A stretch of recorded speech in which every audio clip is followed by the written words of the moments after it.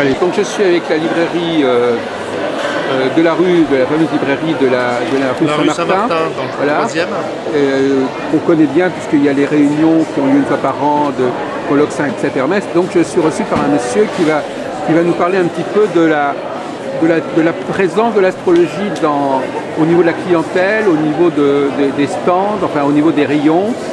Et vous y êtes depuis 20 ans, donc vous avez quand même un suivi. Je suis depuis 20 ans dans le métier, pas forcément à Paris, mais dans le métier. Vous avez donc pu suivre un peu la cote de l'astrologie, les hauts et les bas. Alors effectivement, au début je travaillais sur Strasbourg, dans une librairie ésotérique sur Strasbourg, rosicrucienne également. Et là, on a eu beaucoup de contacts avec l'astrologie humaniste. Oui. Voilà, Pierre Lassalle, etc. Donc, ça c'est l'astrologie holistique, mais il y avait aussi Patrick Brunner à Strasbourg. Oui, ça encore, je connaissais pas, mais oui. Disons que voilà, on a pas mal travaillé avec eux pour les soutenir, pour les aider. Et donc à Paris, on travaille avec le groupe Hermès. Oui. L'association. Oui, ils vont en faire un prochain en 2011, je pense. Oui,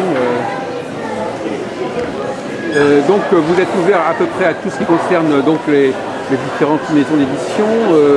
Voilà, tous les sujets, toutes les grandes traditions. Oui. Toutes les grandes religions.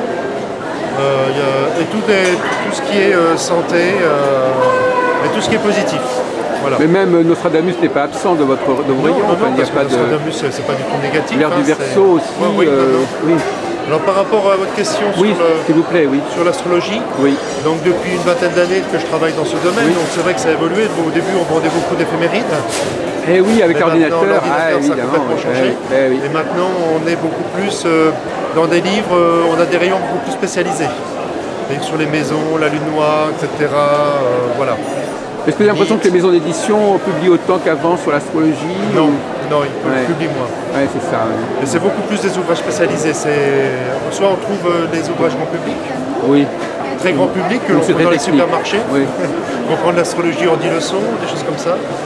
Ou éventuellement, ou alors des ouvrages très très spécialisés, très pointus. Mais notre clientèle, je dirais, pour être honnête, on a perdu un petit peu la clientèle de notre rayon astrologie. On n'a plus tellement de clientèle sur l'astrologie, on en a un petit peu, mais à un moment donné, on avait une vague beaucoup plus importante. Parce qu'il y a des magasins, des librairies qui se sont spécialisés dans l'astrologie, et là, ils prennent beaucoup de choses. Mais alors par rapport à, excusez-moi de revenir, c'est quand même une librairie un peu qui est liée à la morgue. Est-ce que pour quelqu'un vous êtes également formé un peu dans cette direction, je suppose? Excusez-moi, je vous entends pas bien. Je dis que vous êtes également sensible au courant philosophique de la morgue. Ah bah oui. Non, parce que vous n'êtes pas seulement un libraire qui fait son bouquin. Oui, mais la philosophie de la morgue, c'est très ouvert. Si vous voulez, même dans l'enseignement, on va étudier les grandes traditions, les religions, on va tout étudier. Donc c'est l'ouverture. C'est un mouvement d'ouverture. Donc c'est pour ça que dans la librairie, il y a l'ouverture un petit peu dans tous les domaines. Je veux dire, c'est... Mais si on étudie un peu l'histoire de ce courant de pensée, il s'est formé, il y a toute une histoire, mais enfin, mais il y avait une époque quand même, je crois, je me trompe peut-être, où ils attendaient peut-être quand même un changement majeur dans l'histoire du monde, non? Non, pas du tout. Vous n'avez jamais été marqué par ce genre de phénomène? Il faut faire attention parce qu'il y a plusieurs mouvements rosicruciens, donc il ne faut pas mélanger. Voilà, il faut vous démarquer, oui, effectivement. La résurgence de l'ordre a eu lieu en 1515-1516 avec des écrits qui sont sortis, la Ferma Comitatis. Ça tire son origine dans les écoles de mystère en Égypte ancienne et actuellement donc c'est structuré depuis 1909. Il y a eu aux États-Unis probablement. Non, c'est un Américain qui est venu en France à Toulouse récupérer les enseignements des Rose-Croix. On lui a demandé de les récupérer pour pouvoir structurer. À l'époque, il fallait mieux structurer aux États-Unis, qui était un pays beaucoup plus libre. Il y avait moins de chasse aux sorcières entre guillemets qu'en France, donc ça a été structuré aux États-Unis et maintenant c'est mondial. Voilà. Ah oui, donc ça a marqué, ça s'est marré à Toulouse en fin de compte quelque part Oui, le responsable à l'époque qui a structuré l'enseignement rosicrucien est venu subir une initiation à Toulouse, où les Rose-Croix de l'époque lui ont transmis toutes les données, tout ce qu'il fallait, tous les documents, pour qu'ils repartent aux États-Unis, qu'ils commencent à structurer leur... Mais on peut donner son nom éventuellement? Oui, Harvey Spencer Lewis. Vous avez oui, c'est Lewis, d'accord, oui, d'accord. Harvey Spencer Lewis, vous avez un livre que l'on a édité, puisque c'est le 100e anniversaire de la Résurgence, on a édité un livre sur sa vie et de toute cette époque, où est-ce qu'il a fait, tout ça. C'est vrai que j'ai tendance à mélanger un peu les différents courants, mais effectivement, il y a une association rosicrucienne qui a fait beaucoup pour le développement de l'astrologie en France. Oui, l'association Max Endel, mais là je peux pas vous... Ah oui, c'est ça, c'est le courant Max Endel. Pas du tout votre... Non, je ne connais pas. Ça, d'accord, oui. Je ne peux pas vous en parler, à part un ou deux ouvrages, quoi. Mais oui, ils ont publié les éphémérides. Voilà. Ils étaient installés en Ardèche, je crois. Peut-être. Oui, voilà, mais ça n'a rien à voir. Alors vous-même, personnellement, qu'est-ce que vous pensez de l'astrologie, dans votre du phénomène astrologique? Est-ce que c'est important de savoir quel est son signe? Je ne suis pas spécialiste. Non, mais à titre comme ça, personnel. Je survole un petit peu tout ça. Oui. Pour moi, je pense que c'est quelque chose qui est réel. Après, ça dépend aussi de l'interprétation que l'on en fait. Donc il y a des gens qui interprètent très bien un thème astral et des autres un peu moins bien, donc ça c'est un peu mais c'est comme les radiesthésistes.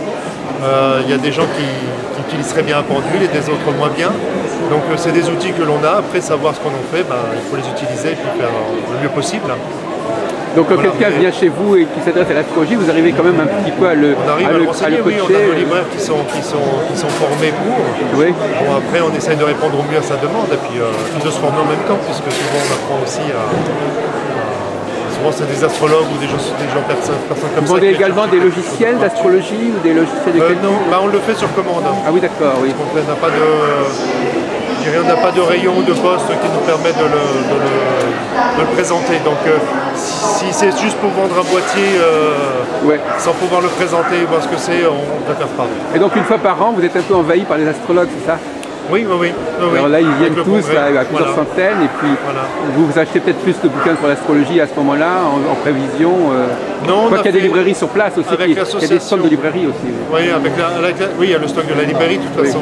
Avec l'association, la première année, on avait essayé de faire une entente, entre guillemets, avec des livres qu'on faisait bien d'auteurs, des tables de signature.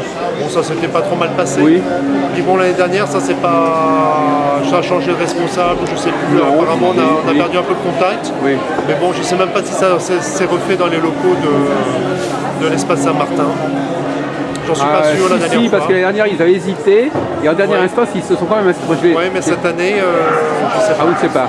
Mais c'est vrai qu'avant, ils étaient au Palais des Congrès de la Porte-Maillot, et puis après, vous les avez accueillis gentiment. Et donc, c'est devenu quand même quand on pense à la rue Saint-Martin, maintenant, c'est associé bizarrement à la vie astrologique, effectivement. Et donc, est-ce que vous avez une activité au niveau de la télévision, justement? Est-ce que vous ne filmez pas, vous ne mettez pas en ligne, vous avez un site, je suppose, mais vous ne mettez pas de vidéos sur votre site, en fait? Si, on a des vidéos de conférences, de choses comme ça. Oui, d'accord, oui. Donc c'est une sorte de télévision, enfin vous avez une petite... si vous appelez Internet une télévision. Oui, c'est ça, voilà. Oui, on est présent sur Internet.